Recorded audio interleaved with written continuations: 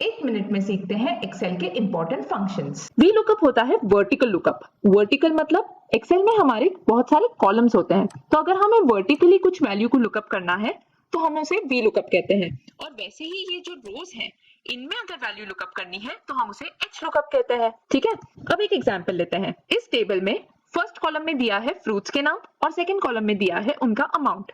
मान लीजिए मुझे एप्पल का अमाउंट फाइंड करना है, तो मैं टाइप करूंगी is equal to V lookup.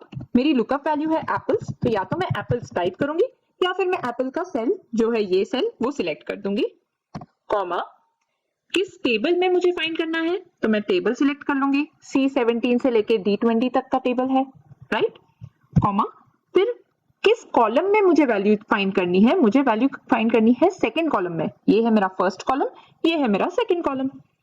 To, comma और मुझे एग्जैक्ट मैच चाहिए, अप्रोक्सीमेट मैच नहीं चाहिए, तो मैं टाइप करूंगी 0, क्लोज द ब्रैकेट, एंटर।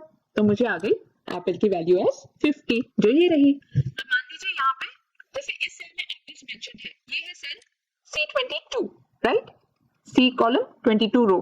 तो यहाँ पर जब मैं फॉर्मूला डालती हूँ, यहाँ पे मैं C22 सिलेक्ट कर देते हैं, तो ये एप्पल आ गया।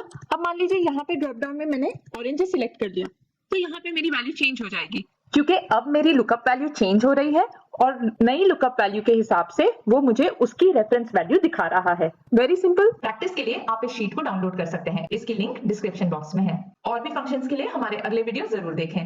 Thank you.